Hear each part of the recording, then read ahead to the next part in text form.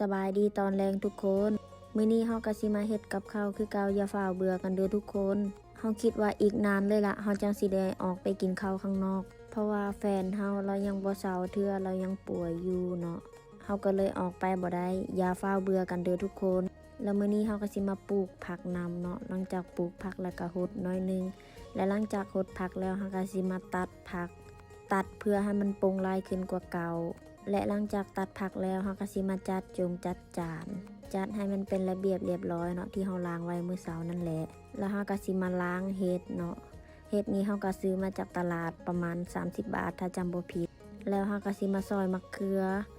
หลังจากซอยมะเขือแล้วเฮาก็สิไปเซเว่นเพราะว่าเฮาลืมซื้อกะทิเนาะแล้วเฮาก็ได้ซื้ออันที่คีบน้ำแข็งแล้วก็อันที่โกนคิ้วแล้วก็นมเปรี้ยวแล้วก็กะทิและหลังจากนั้นก็เอาไปคิดเงิน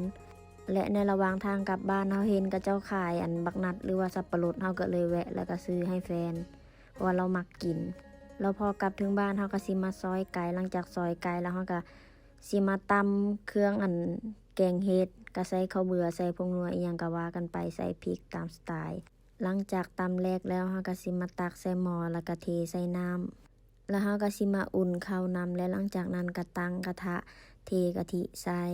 แล้วก็ใส่พริกแกงเนาะแล้วพอคนพริกแกงอันเข้ากันแล้วเฮาก็ใส่ไก่แล้วก็ใส่บักเขือแล้วก็เพิ่มกะทิอีกน้อยนึงแล้วหลังจากนั้นเฮาก็มาเบิ่งข้าวของเฮาสุกแล้วเป็นที่เรียบร้อยเนาะแล้วก็แกงเห็ดต่อหลังจากแกงเห็ดแล้วเฮาก็สิมาเฮ็ดตำแตงเนาะตำแตงก็บ่ได้มีหยังหลายใส่พริกใส่กระเทียมผงนัวมะนาวอีหยังก็ว่ากันไปแล้วก็ใส่เกลือน้อยนึงแล้วก็ตำหลังจากตำได้ที่แล้วเฮาก็สิใส่มักแตงกัวเนาะหรือว่าแตงกัวอันเดียวกันนั่นแหละแล้วก็ใส่บักกอกนำมีผู้ใดฮู้บักกอกแหน่หลังจากใส่บักกอกแล้วก็บีบมะนาวใส่น้อยนึงแล้วก็คุเลแล้วก็เพิ่มปลาแดกเนาะหลังจากเพิ่มปลาแดกแล้วก็ใส่กุ้งว่ามีกุ้งน้อยนึง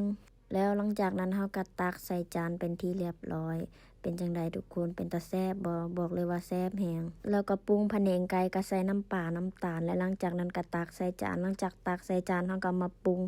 แกงเห็ดของเฮาเนาะและขั้นตอนสุดท้ายเฮาก็ใส่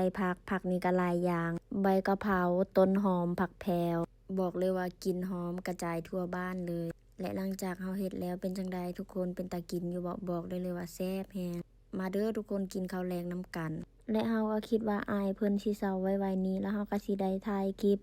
นอกสถานที่ให้ทุกคนเบิ่งฝากติดตามนี่เด้อ